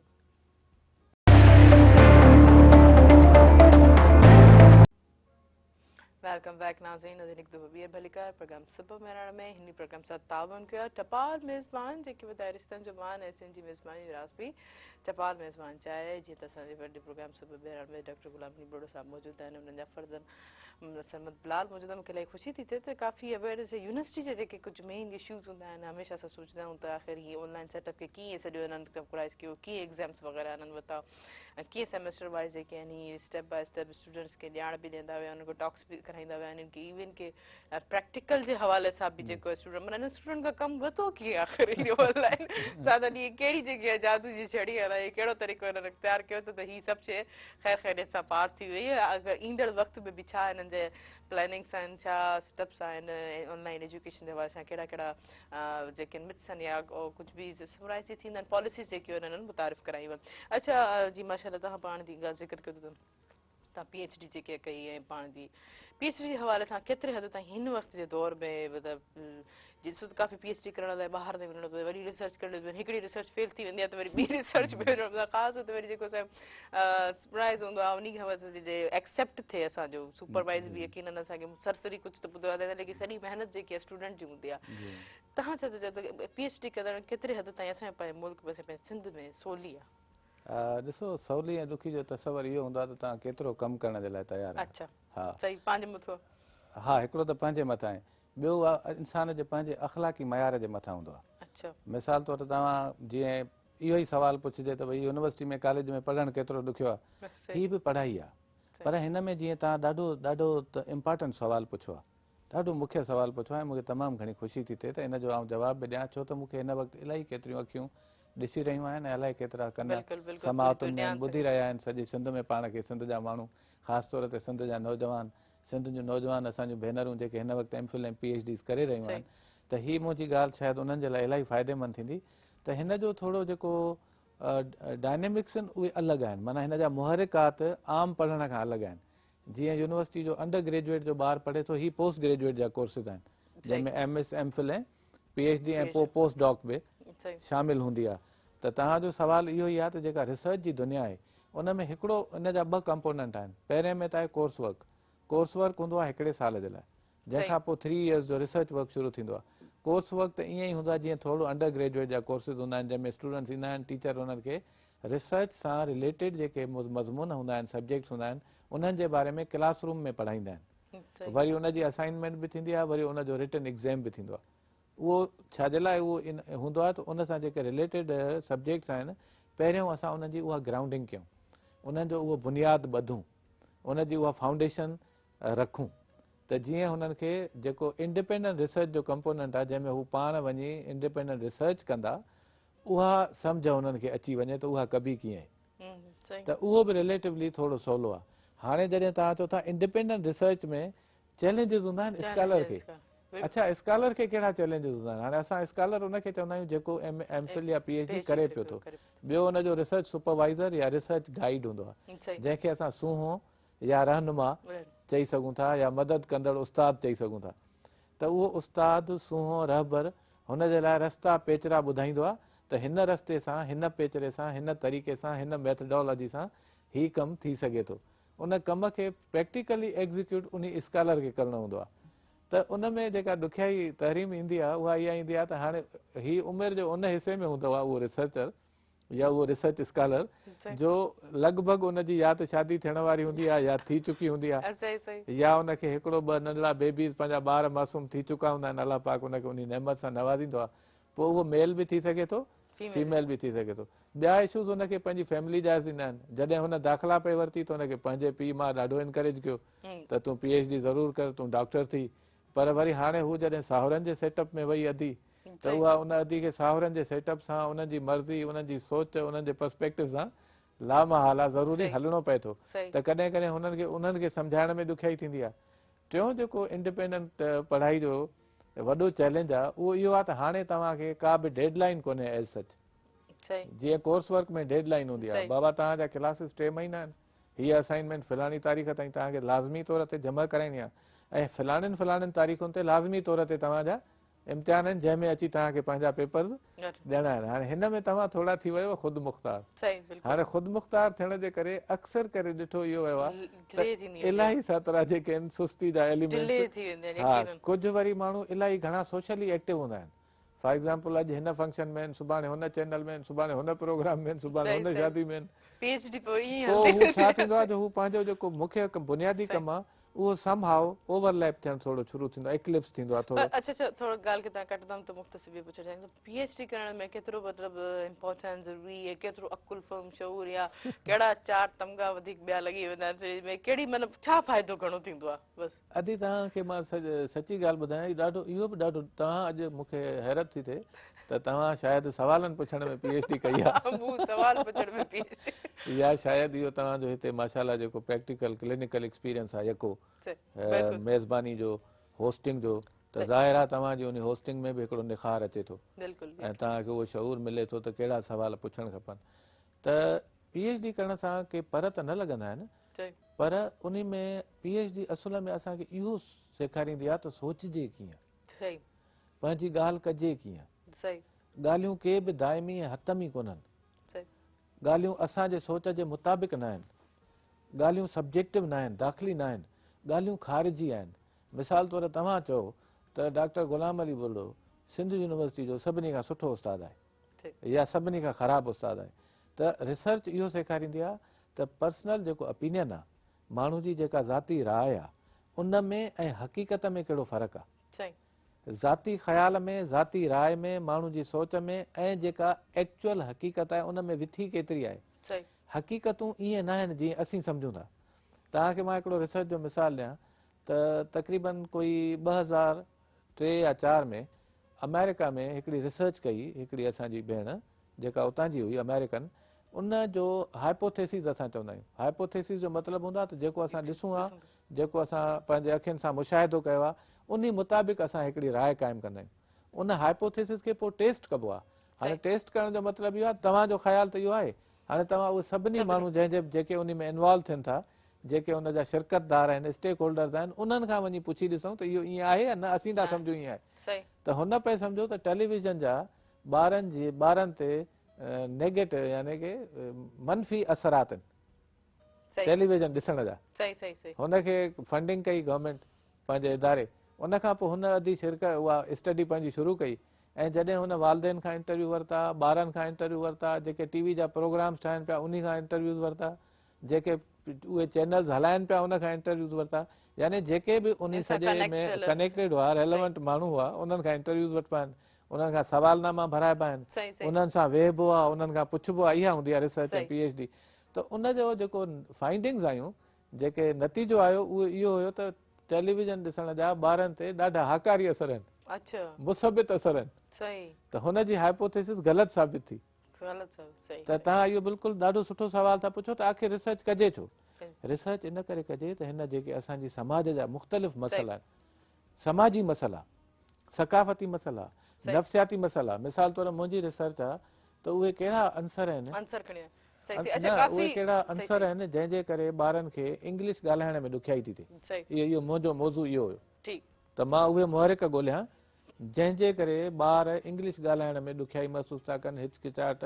शर्म, ख़ौफ़, तशवीश। त समाज जो को बि हिकिड़ो प्रॉब्लम तव्हां खणंदव, उन ते तव्हां रिसर्च कंदव त आख़िरकार इन जा सबब कहिड़ा आहिनि ऐं इन जा हल कहिड़ा थी सघनि। बिल्कुलु यकीनन। अच्छा, तव्हां पाण केतिरे ताईं ॾिसो था त तव्हां केतिरे लेवल ताईं पंहिंजी स्टडी खे खणी वेंदव, एमफिल कंदो, पीएचडी कंदो, अहिड़ी ॻाल्हि पीएचडी जी ॿुधी करे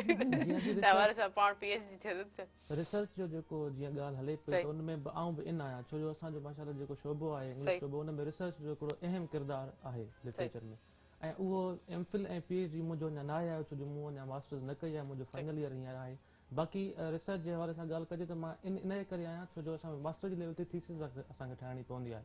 रिसर्च थीसिस। त इन में असां तक़रीबन 3-4 महीने खां मां उन में आहियां ऐं माशाल्लाह असांजा टीचर्स ऐं मैडम आहिनि जेके असांखे गाइड कनि पिया। ऐं जीअं त ॻाल्हि ऑनलाइन हले पई त उन में असांखे मदद बि ॾिनी वई आहे, जीअं थ्रू ईमेल जे असां सां टच में उहे आहिनि ऐं ऑनलाइन उन्हनि हिकिड़ा वेबिनार ऐं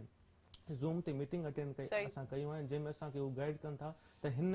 सिचुएशन में तव्हांखे थीसिस वर्क कहिड़े तरीक़े सां करिणो आहे ऐं उन में स्टेप बाय स्टेप असांखे ॾिना विया आहिनि ऐं उहे असां हाणे इंशाल्लाह सबमिट कराईंदासीं। त रिसर्च में बि बिल्कुलु हीअं कमु हले पियो। ज़बरदस्त। माना तव्हां जेका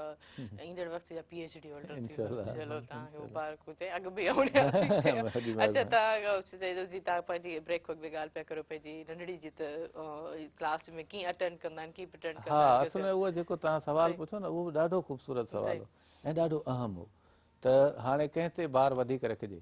तव्हां पुछणु चाहियो पिए त छा ॿार उस्तादनि ते शायदि वधीक आहे या वालदेन ते वधीक आहे, त मां सम्झां थो ॿिन्ही ते हिक जेतिरो ॿार आहे, छो त हुन ते अख़लाक़ी उस्ताद ते अख़लाक़ी ऐं सरकारी हुकूमती ज़िम्मेदारी आहे, समाजी ज़िम्मेदारी आहे त हू ॿार खे वक़्तु ॾियनि ऐं उहे वक़्तु ॾियनि पिया माशाल्लाह। अच्छा, वालदेन जो थोरो हिन में किरदारु वधी थो वञे। माना पहिरीं वालदेन बेऊना हूंदा हुआ, वधि में वधि वालदेन जी जेका ज़िम्मेदारी हुई ॿार खे सही टाइम ते जाॻाइणु, उनखे संभराइणु, उनखे सुहिणो करणु, वेंजारणु, ख़ूबसूरत यूनिफॉर्म पाराए, बैग ॾेई, लंच बॉक्स ॾेई, पाणी जो थर्मस ॾेई, फ्लास्क ॾेई ऐं हुनखे दरवाज़े ते अची हुनखे रवानो करणु, दुआऊं ॾेई।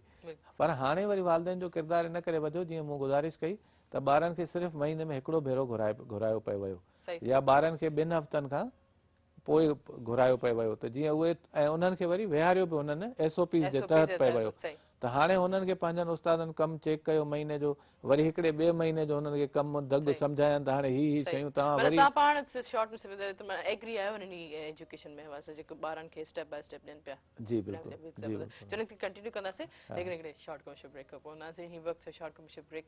इन प्रोग्राम सां तावन कयो टपाल मेज़बान जेके ॿुधाए रिश्तनि जो मान ऐं सिंधी मेज़बानी राज़बी टपाल मेज़बान चाहे है कार्य न वञिजो, असां सां गॾु रहिजो।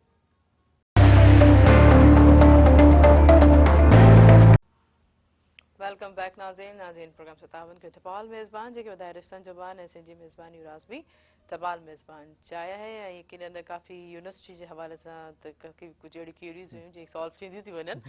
डॉक्टर गुलाबी बुरो साहब ॿुधाईंदा त हिन त अहिड़े तरीक़े सां जेके आहिनि असां इहे मंज़िलियूं स्टेप कयो, जीअं त असांजी जेके हाणे एडमिशन्स बि थी वियूं, ख़बर ई न पियो न त एॾो हुजूम कठे थी थो ईअं लॻंदो त वॾो को सैलाब आयो आहे, एॾो को दरिया जेको अची शागिर्दनि जो अची करे असांजे सिंध यूनिवर्सिटी में। मूंखे यादि आहे जॾहिं मुंहिंजी पंहिंजी जेकी आहे एंट्री टेस्ट थिए पई सिंधी त को पेर रखण जी जॻह न पई मिले, त एतिरो ॾिठो केतिरो उत्साह थिए पियो तालीम हासिलु करण लाइ, चाह हासिलु करण लाइ। सभु कोई जेके आहिनि पंहिंजी नियाणियूं वठी पिया अचनि, भाउ जे शागिर्द जेके आहिनि पाण चवनि त असांखे हिन यूनिवर्सिटी में एडमिशन्स मिले, असांजी एंट्री टेस्ट जेको आहे ख़ैर ख़ैर सां बहितरीन नमूने सां जेको आहे थी वञे, अहिड़े तरीक़ा ॾिना, रूल्स ॾिना, त उहो माहौल ई थोरो अजीब हुयो। पर हाणे जेके ख़बर ई न पई एंट्री टेस्ट बि थी आहे, एडमिशन्स बि थी वियो, इहो सभु कीअं सॼे ॾो खणी हलियो तव्हां सभु, कीअं सॼे इहो चैलेंज फेस कयो? हा मिस्तरीम, जीअं त तव्हांखे मूं ॿुधायो पाण हिकिड़े नए नॉर्मल में हा नॉर्मल हुनखे इन करे चयो अथनि त जीअं असां नफ़्सियाती तौरु साइकोलॉजिकली उनखे एक्सेप्ट कंदा हलूं त हाणे असांखे हिननि चैलेंजिस खे मुंहुं ॾियणो आहे, हिनखे का एबनॉर्मल शइ करे न वठूं त छो त एबनॉर्मल करे वठंदासीं त वरी असांजा फियर्स, ख़ौफ़, विसविसा इहे वधंदा। इन करे हाणे इन नए नॉर्मल जी तक़ाज़ा इहा हुई त ऐं जॾहिं छा हूंदो आहे त यूनिवर्सिटी हिकिड़े ॾींहं में, जीअं लास्ट ईयर मूं तव्हांखे ॿुधायो त असां वटि तक़रीबन 25 खां 27 हज़ार ॿार टेस्ट ॾियण आया हुआ। ऐं जीअं तव्हां बि ॿुधायो त हिकिड़ो जमे गफ़ीर हूंदो आहे ऐं हिकिड़ो माण्हुनि जो वॾो अंबो समुंड हूंदो आहे जेको पियो छोलियूं हणंदो आहे। ऐं हिक तरफ़ ॾिसो त रीम तव्हांखे इहा बि ख़ुशी थींदी त सिंध यूनिवर्सिटी ते जेका हिकिड़ो मदर इंस्टीट्यूशन असां चवंदा आहियूं, छो त मूंखे यादि आहे त असांजो जेको लम्ज़ आहे उहा असांजो हिकिड़ो डिपार्टमेंट हूंदी हुई, डिपार्टमेंट ऑफ मेडिसिन, ऐं जेका मेहरान यूनिवर्सिटी आहे माशाल्लाह उहा असांजो हूंदी हुई डिपार्टमेंट ऑफ इंजीनियरिंग। पोइ उहे फैकल्टी थिया, पोइ उहे कैंपस थिया, पोइ उहे यूनिवर्सिटियूं थियूं। त ही हिकिड़ी माउ जो किरदारु अलाह पाक सिंध यूनिवर्सिटी खे अता कयो आहे, या असांजो हिकिड़ो अज़ीम तालीमी मुक़दस इदारो आहे। त उन छा कयो जो उन में माण्हुनि जो एॾो वॾो एतमाद आहे, सही बिल्कुलु वालदेन जो एॾो वॾो एतमाद आहे। हिन दुनिया में अॼु को बि चरियो कोन्हे। सही था चओ। जॾहिं हू तालीमी इदारे जी चूंड कनि था त हू सिंध यूनिवर्सिटी ते हर साल 3-4 हज़ार जो जेको इज़ाफ़ो थिए थो उन्हनि उम्मीदवारनि जो जेके ख़्वाहिशमंद आहिनि सिंध यूनिवर्सिटी में, जीअं तव्हां चयो एडमिशन वठण जा ऐं पोइ उते 4 साल या 6 साल पढ़ण जा, त उन्हनि में जेको 4 खां 5 हज़ार जो इज़ाफ़ो थिए थो हर साल, उहो उन अवामी एतमाद जी निशानी आहे। ऐं असांजे इदारे जे लाइ ऐं असां उते कमु कंदड़ सभिनी मुलाज़िमनि, उस्तादनि ऐं ऑफिसरनि जे लाइ ऐं तव्हां सभिनी जे लाइ, छो त यूनिवर्सिटी रुॻो असांजी कोन्हे जेके कमु था करे, अव्हां जी बि आहे। त उनजे लाइ एग्ज़ैक्टली त हिकिड़ो त उहो तमामु ख़ुशी सराही ऐं हिकिड़ी कामयाबी जी ॻाल्हि आहे। ॿियो छा थींदो आहे त एॾनि वॾनि माण्हुनि जे टेस्ट जे अरेंजमेंट करण जे लाइ कमु तक़रीबन 4 खां 5 महीना अॻु में शुरू थींदो आहे। त इहो असांजे सभिनी जेके असांजी ॻाल्हि ॿुधी रहिया आहिनि दोस्त रफ़ीक अहबाब, उहे इहा ॻाल्हि खे सम्झनि त यूनिवर्सिटी इन पोज़ीशन में न हूंदी आहे त इहो डिसीजन 15 ॾींहंनि में वठे। उनखे इहो डिसीजन वठणु त छा असांखे दाख़िला टेस्ट मुनक़िद कराइणी आहे या न कराइणी आहे, इहो घटि में घटि 4 खां 5 महीना अॻु में वठिणो आहे। छो त पोइ जी सॼी जेका प्रोसेस आहे हिकिड़ो वॾो डिघो, जंहिंमें पहिरें सभ खां पहिरीं इश्तिहार ॾिबो आहे जेको सभिनी न्यूज़ पेपर्स में छपजंदो आहे, जंहिंसां माण्हुनि खे ख़बर पवंदी आहे, यूनिवर्सिटी जी वेबसाइट ते बि रखिबो आहे त बाबा हाणे असां दाख़िला जे लाइ फॉर्म्स घुरायूं था।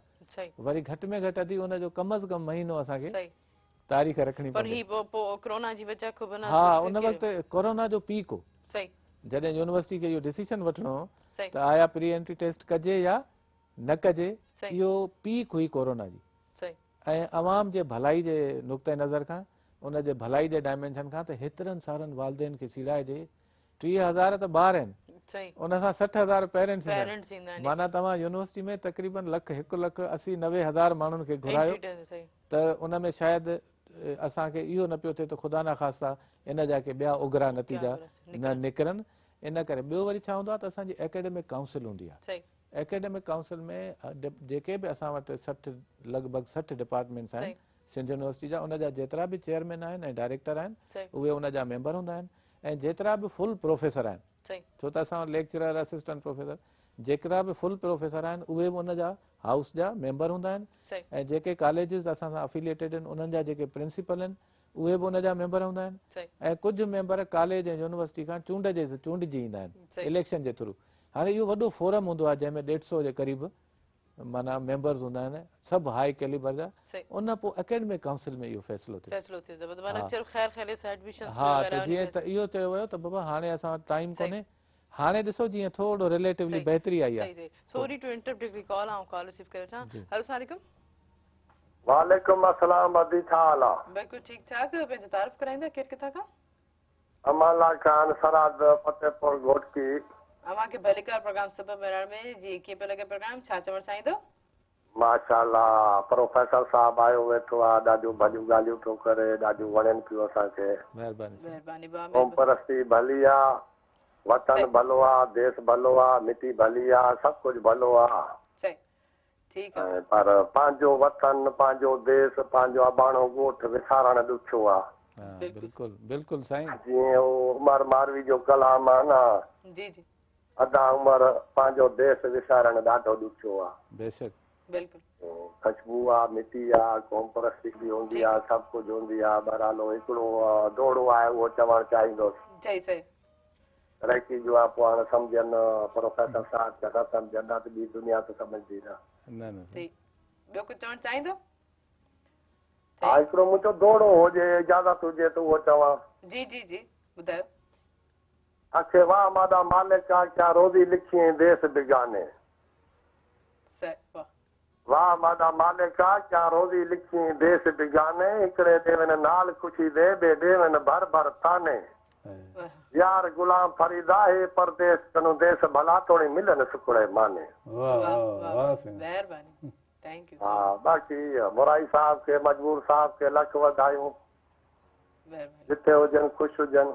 आमीन आमीन, वॾी वॾी महिरबानी तव्हां असांजे प्रोग्राम में शामिल थियो, थैंक यू सो मच। यकीनन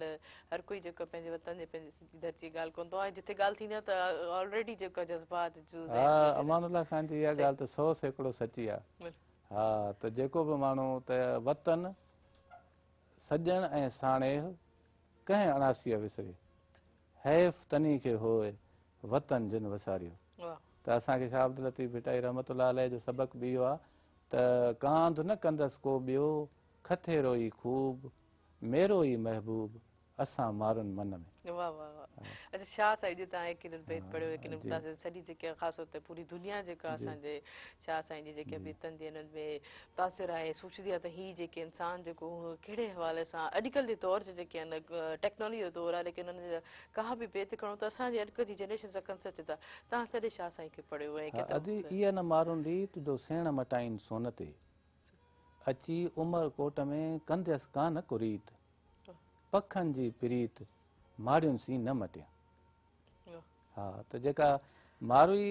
सुर मारवी जेको शाह अब्दुल लतीफ़ भिटाई जो आहे, शाह अब्दुल लतीफ़ भिटाई इंतिहाई वॾो साइंसी शाइर आहे।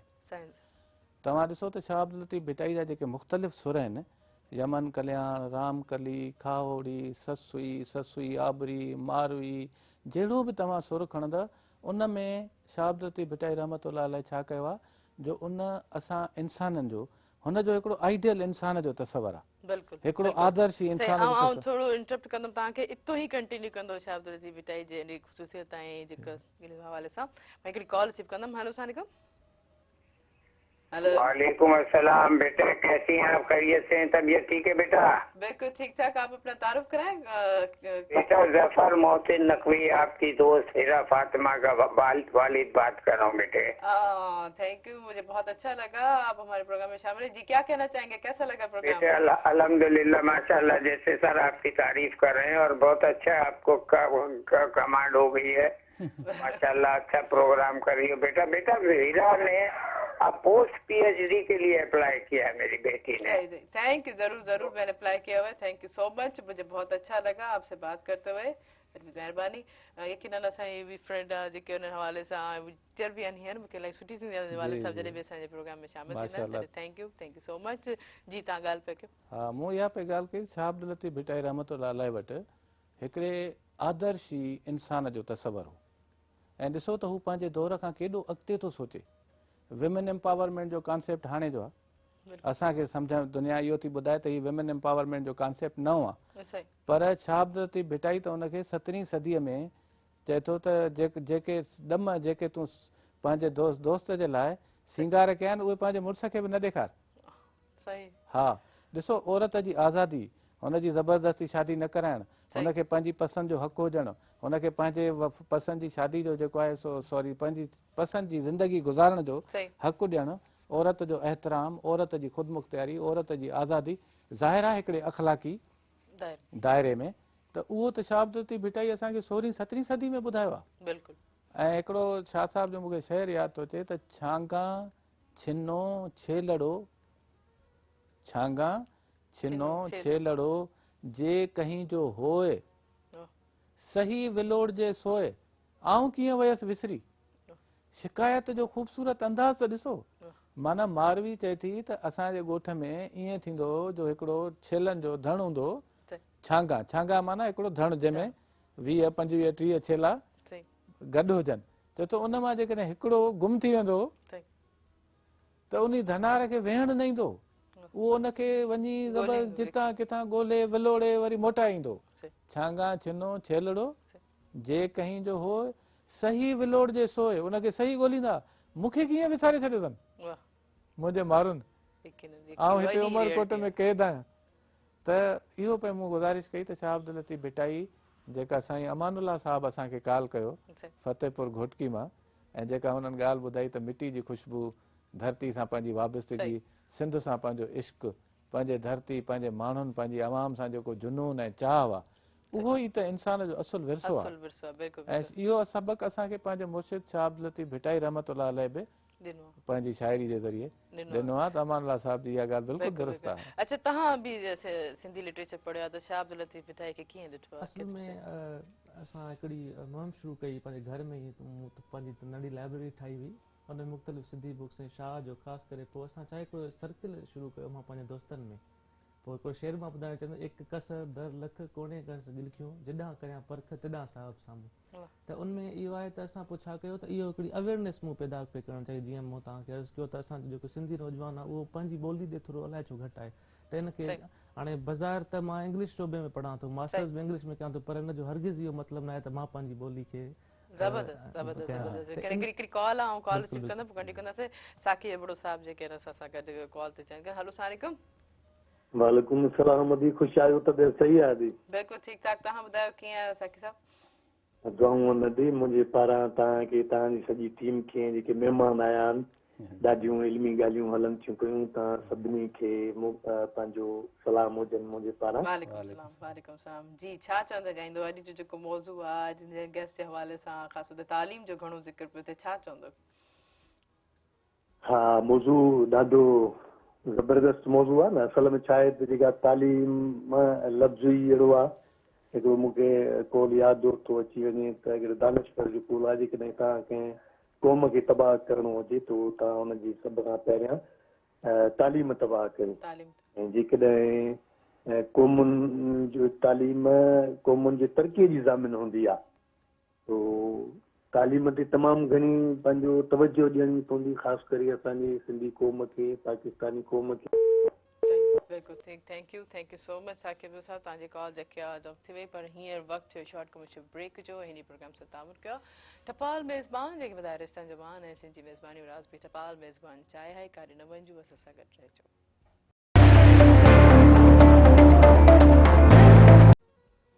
वेलकम बैक नाज़रीन प्रोग्राम संजी दावत के टपाल मेज़बान जेके वधाए रिश्तनि जो मान ऐं सिंधी मेज़बानी राज़ बि टपाल मेज़बान चाहे। ॾाढो सुठो लॻो डॉक्टर गुलाम इक़बाल साहब जे घर में जेको आहे नंढी लाइब्रेरी हुननि जे फर्ज़नि जेके आहे शाह साईं जे हवाले सां कई आहे, या हू शाह साईं जा भित पढ़नि था। लेकिन हुन असांजी जेकी आहे बेसिक जेकी असां रवैया आहिनि ज़िंदगी गुज़ारण जा रुॻिया, उहो असांखे शाह साहिब असां पंहिंजे रिसाले में, पंहिंजे बेतनि में जेको ॿुधाया विया आहिनि। त जीअं हिननि ॿुधायो त जेके असांजे घर में शाह साईं जे बेतनि जो जेको आहे काफ़ी घणो जेको आहे इंट्रस्ट जेको पैदा थिए थो पढ़ण लिखण जो या सम्झण जो, वधीक तव्हां इन ॻाल्हि खे थोरी रोशनी विझंदा? हा, असल में मुंहिंजो पुटु जेको वफ़ा मंसूर आहे, वफ़ा मंसूर बोलो, उहो हिकिड़ो पढ़ियल लिखियल स्कॉलर आहे, अलाह जी महिरबानी सां। त उन कुझु कम असांजे घर में उहे कया जेके आउं बि न करे सघियुसि। मिसाल तौरु आउं पंहिंजे जॾहिं नंढे ॻोठ में हुउसि त मूं पंहिंजे किताब घर ज़रूरु ठाहियो, पर मां उनखे को बि नालो न ॾिनो। पर मुंहिंजो पुटु लतीफ़ लाइब्रेरी जे हवाले सां हिकिड़ो असां स्टडी रूम ठाहिरायो आहे, कमरो आहे जेको 12 बाय 12 जो, जंहिंमें उहे किताब असां जेके बि आहिनि पंहिंजे मुंहिंजा, मुंहिंजे पुटनि जा, मुंहिंजे वालिद साहिब जा उहे रखिया आहिनि। त उनखे बि हुन मुर्शिद लतीफ़ जे नाले सां ई मनसूब कयो आहे, ऐं उहो लतीफ़ लाइब्रेरी आहे असांजे घर जी लाइब्रेरी। उनखां अलावा जेको हू सुठो कमु कंदो आहे उहो इहो कंदो आहे त हुनजी जेका पंहिंजी मिसिस आहे, यानी मुंहिंजी नुंहुं ऐं हुनजी घरवारी, उहा हुन खां उमिरि में 3-4 साल नंढी आहे। त हिन जी मास्टर्स बि इंग्लिश में थियल आहे ऐं हाणे इंग्लिश जो लेक्चरर आहे कराची में, यूनिवर्सिटी में। कराची यूनिवर्सिटी में न, पर सिंध मदरसतुल इस्लाम यूनिवर्सिटी कराची शहर में। त उते ज़ाहिर आहे उते हू हुनखे पंहिंजी घरवारी खे जिते पंहिंजे कोर्सिस जी बि थोरी ट्यूटरिंग कंदो आहे। माना जेॾी महिल थोरो फारिग थियनि था त हुनखे सब्जेक्ट्स वग़ैरह जेके हुन लाइ थोरा नवां आहिनि त उहे पढ़ाए थो। पर हिकिड़ो वरी हुनजो 40 मिंट जो स्लॉट आहे, जंहिंमें मां पुछंदुसि, मुंहिंजी घरवारी पुछंदी आहे उनज़िला नालो आहे मुंहिंजी नुंहुं जो, उनज़िला किथे आहे? त चवंदा आहिनि उनज़िला खे वफ़ा लतीफ़ पियो पढ़ाए। त उन में वरी पोइ हू छा था कनि त रिसाले मां, शाह अब्दुल लतीफ़ भिटाई रहमतुल्लाह अलैह जे रिसाले मां सुर जे हिसाब सां हिकिड़ो सुर पूरो करे ॿियो सुर, त हू हुनखे वरी उहो बैत तरन्नुम सां पढ़ी ॿुधाईंदो आहे, ऐं पोइ उनखां पोइ कोशिशि कंदो आहे त उन बेत जी हुनखे तशरीह बि ॿुधाए। त जीअं छो त असांजूं जेको औरतूं आहिनि 51% असांजी पॉपुलेशन जो हिसो आहे। हिकिड़ी कॉल रिसीव कंदमि, वञी ॻाल्हि खे ॾाढी ख़ूबसूरत ॻाल्हि कयो, कंटिन्यू कंदासीं। मिसिस नकवी जेको आहे जी प्रोग्राम में शामिल थी वञनि। हेलो अस्सलाम वालेकुम। वालेकुम अस्सलाम। बेटा मैं एक सवाल था सर से। जी जी जी जी मेरा सवाल है कि हमारी बेटी ने PhD मसाला कर लिया, हेरा फातिमा नकवी नाम है,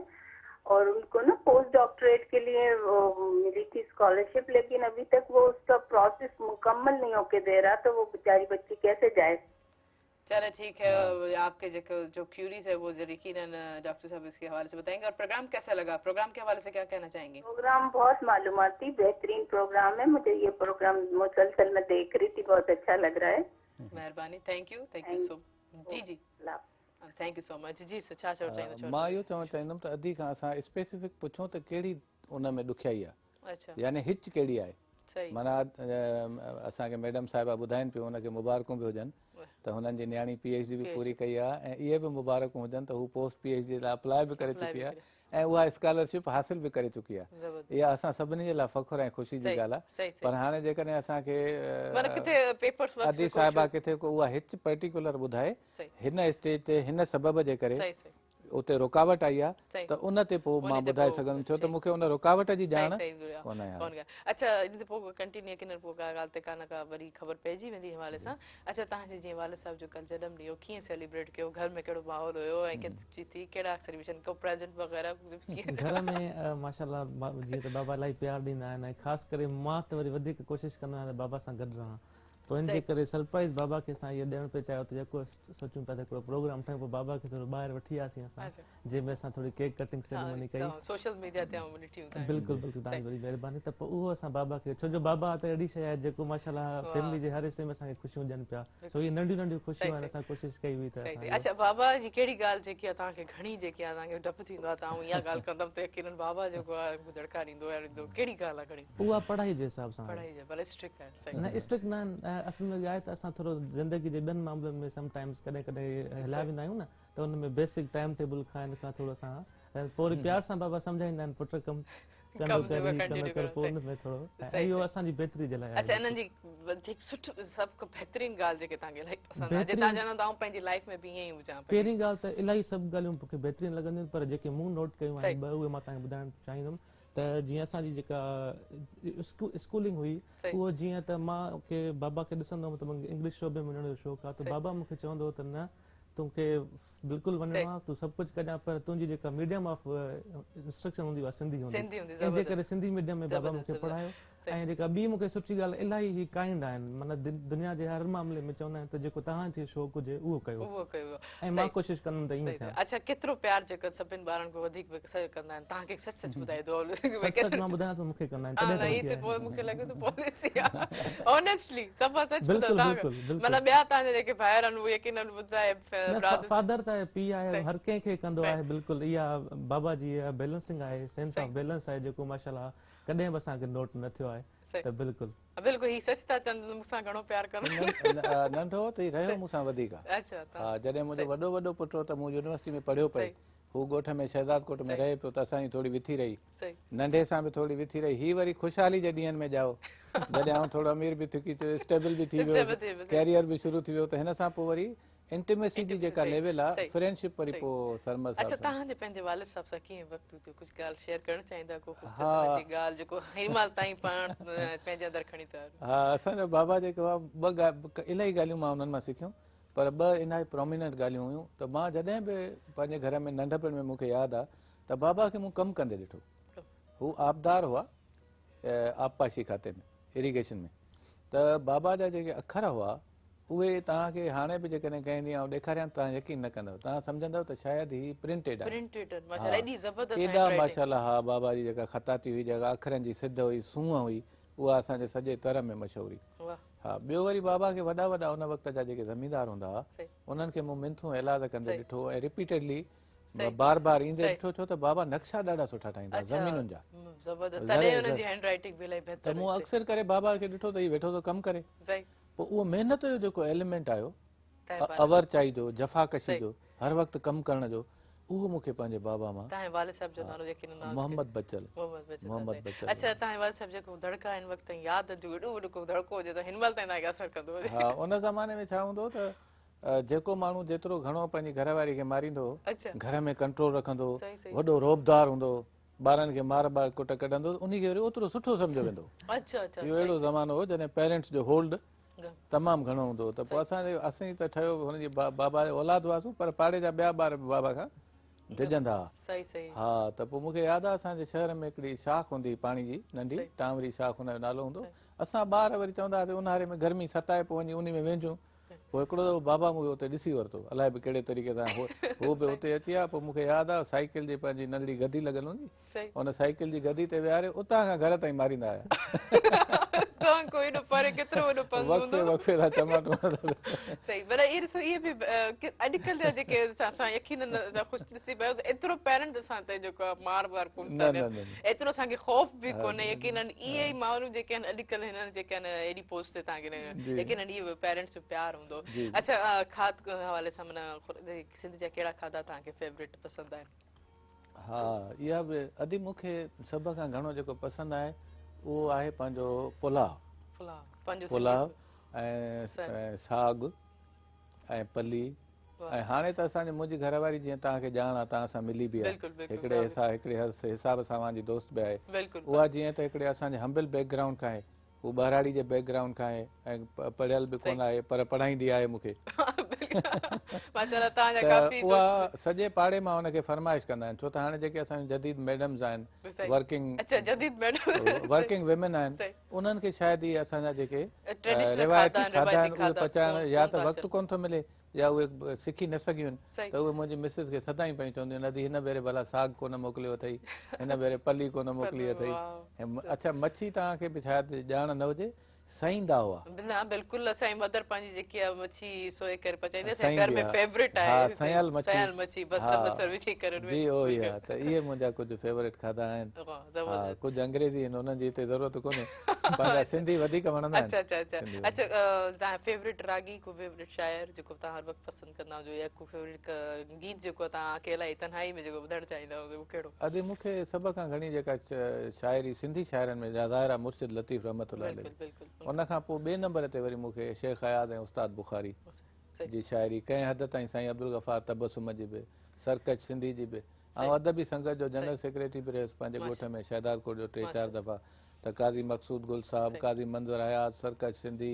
इहे पंहिंजा असांजा जेके लाड़काने ज़िले जा